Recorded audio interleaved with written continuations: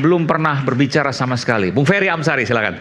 Terima kasih, Okay. Bung Aiman. Assalamualaikum warahmatullahi wabarakatuh. Waalaikumsalam warahmatullahi wabarakatuh. Sebelum memulai, saya Muslim dan saya menonton 2 kali stand up komedian ini. Kenapa harus di statementkan saya Muslim dan saya nonton 2 kali? Ya, karena kesannya ada kepahaman kalau tidak Muslim tidak boleh berbicara. Jadi saya minta izin berbicara.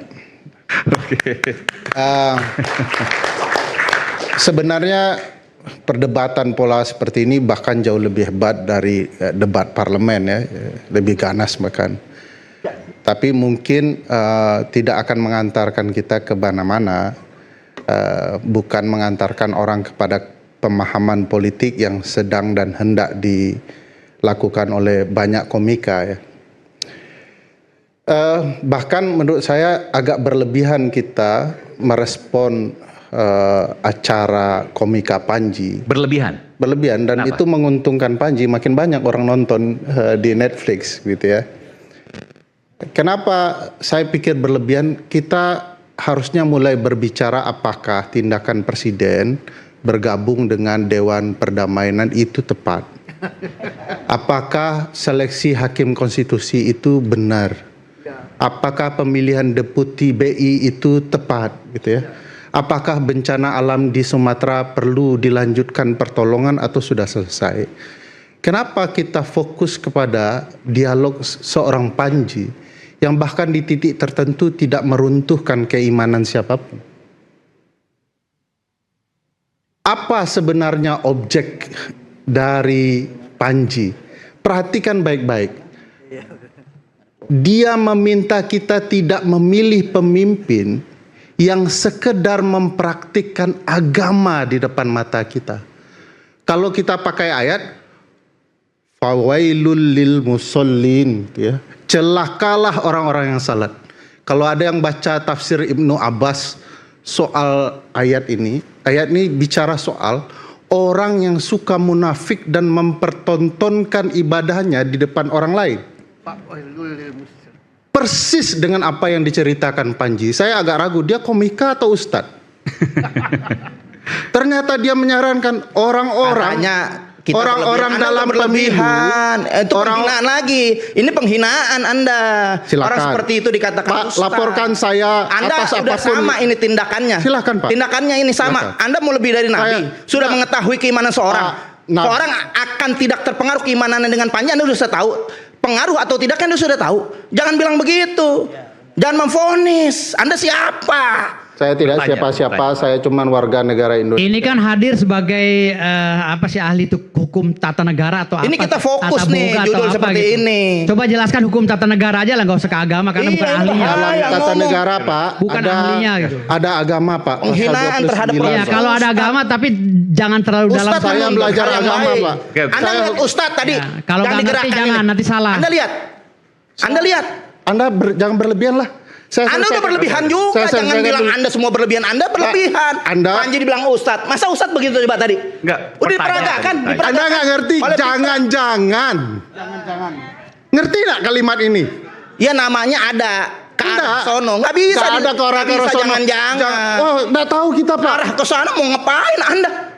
Jauh banget, jangan-jangan. Bang Aiman, saya boleh dilanjutkan nggak supaya substansinya kena? Silahkan. Jadi Panji melakukan pendidikan politik bahwa orang-orang tidak boleh memilih pemimpinnya atas apa yang dilihatnya dalam ibadahnya. Itu sudah jadi tren di beberapa pemilu. Tiba-tiba calon presiden rajin sholat, datang ke masjid, bukan tidak boleh. Tapi jangan hanya itu saja, kata Panji.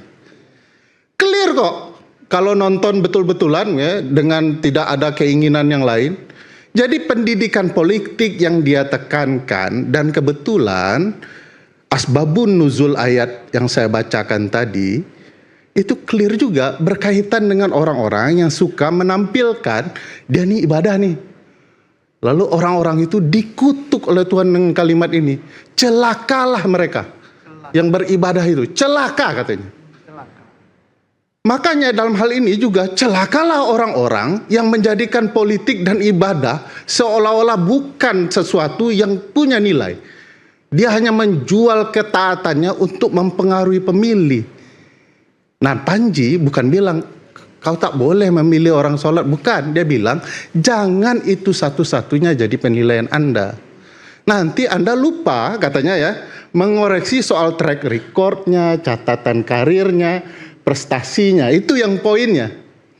Nah, lepas dari perdebatannya boleh ya, yang sudut mana boleh menggunakan tafsir penjelasan Panji seperti itu, saya juga boleh. Tapi mari kita lihat hal-hal yang lain yang menurut saya penting untuk dilihat.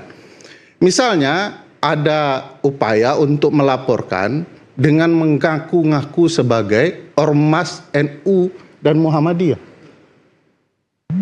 Muhammadiyah dan NU yang bilang nih.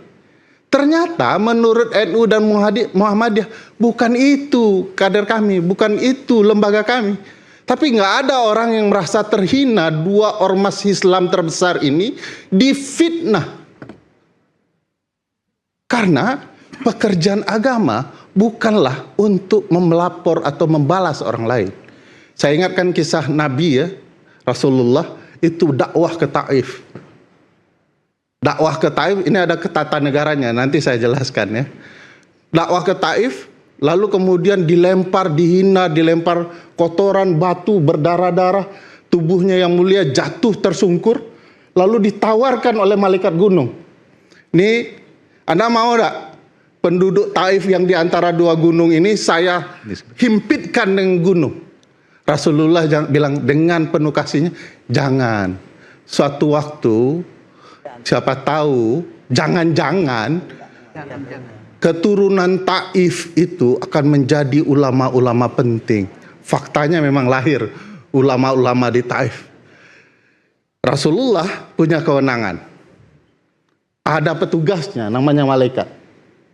Tapi Rasulullah tidak memanfaatkan kewenangannya karena sakit hatinya. Atau dia terluka. Atau karena kepentingan lain. Tapi dengan welas asihnya dia bilang jangan. Itu bicara soal kewenangan konstitusionalnya. Jadi tidak melakukan overrule ya, berlebihan mengatur, berlebihan kemudian melakukan kekuasaan. Itu kerja kenabian. Sekarang saya tanya Pak Ferry Amsari, yang dilakukan oleh Panji terhadap komedi komedi yang disampaikan itu kritikan atau hinaan? Saya tidak tahu telinga Anda taruh di mana ya, saya sudah mengatakan. Iya. Enggak, saya tanya, itu kritikan atau hinaan? Saya nggak mau ngomong telinga saya. Saya tidak mau menjawab. Kok tidak mau? Anda di sini. Oke, nanti Ini untuk menjawab. Saya belum selesai. Nanti saya beri kesempatan. Silakan. Selesai. Ya. Secara prinsip konstitusional begitu juga. Ya, di dalam sistem presidensial itu, Bang Aiman, presiden itu digambarkan oleh Richard E. Neustadt sebagai raja yang dibatasi konstitusi. Ada batasannya. Jadi dia tidak boleh berlebihan berlaku bak raja. Batasan kewenangannya, masa jabatannya, periodisasinya, di checks and balances dan lain-lain. Jadi presiden mestinya tidak boleh merasa terhina dengan publik. Aparat negara tidak boleh merasa terhina. Kenapa? Kan cenderung nih ya, kadang-kadang pejabat yang terhina yang dipakai hal yang lain. Padahal dia yang tersakiti gitu ya. Nah, konteks dalam presidensial nggak begitu.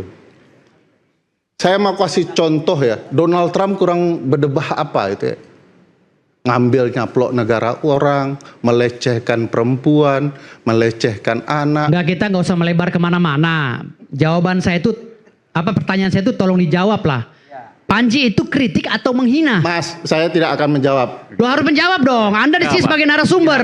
Kan saya itu bukan narasumber Anda. Loh, saya kan narasumber juga. Makanya saya tanya, kita sedang dialog. Mantap. Saya Komunikasi dua tidak arah. menjawab apapun pertanyaan. Saya bertanya hak saya sebagai silakan. narasumber juga di sini. Dan juga Kalau ada Untuk menggali apa kompetensi Anda di sini, maka saya bertanya, tolong jawab. Oke. Panji itu menghina atau mengkritik? Biar saya jelaskan pada Anda. Apa itu kritik, apa itu penghinaan? Oke, Gitu loh. Saya akan jelaskan kepada Anda. Kritikan ini, jelaskan. penghinaan ini gitu loh. Bedanya apa? Silakan. Kritik, dia harus disertai dengan solusi, tetapi pakai adab dan norma. Kritik harus disertai dengan solusi, tetap tetapi mempertimbangkan adab dan norma. Dan norma, oke. Ya, berkaitan dengan etika. Kritik. Ya, kritik. Oke. Ya. Itu definisi dari? Bentar, itu definisi dari? Dari kritik. Iya, dari mana? Sumbernya apa? Dari saya barusan. Ya. Jadi saya nggak pernah lebar. Saya nggak akan ngapain saya niru orang? Jadi orang yang harus niru saya. Orang harus niru saya. Ngapain saya pakai pemahaman orang? Pengetahuan saya sendiri gitu. Oke. Ya. Oke, Gitu. silakan. Saya mau komentari area yang kritiknya aja ya. Soalnya kalau bicara agama nanti langsung ditanya agama saya apa. Oke, saya nggak mau itu. Jadi soal kritik harus pakai solusi itu sebenarnya sesat pikir. Jadi Kritik dengan solusi sesat pikir. iya. Kenapa? Sesat pikir. Karena menurut saya ya kalau nanti misalnya mau Panji menampilkan solusinya, ya negara undang dia lah. Salah Mas, kalau mau kritik itu harus ada solusinya Oh Mas. kalau gitu abis ini Kok kita Mas? datangi ke Iwan Fals yang nyanyi susu tak terbeli, orang pintar tarik subsidi. Apa solusimu Iwan Fals tentang orang pintar tarik subsidi? Enggak kan? Karena itu seni di panggung. Ketika dia turun panggung, dia bisa ditarik sebagai board of apa, commission apa yang dibuat pemerintah. Di situ ada waktu Masalahnya seniman. Iwan Di Fals situ belum ada apes Pak, belum apes. Ya, Masalahnya artinya- Iwan Fals. Oh ya udah, artinya Iya, memang kalau orang udah ini laporan apes. Oke. orang ini sudah mengakui bahwa dia berkata tanpa referensi, ya udah. Oke. Kalau itu tutup aja. Ya itu kita nggak bisa Keren sih, kita orang nggak saya bisa pintar meyakini sendiri kok. menurut keyakinan Iya. Bung Firdaus. Menurut Saya pintar keyakinan sendiri, ngapain Firdaus saya ngikut-ngikutin Wibowo. Kita nggak pemikiran bisa- orang. Oke, baik. Saya bisa ini kok.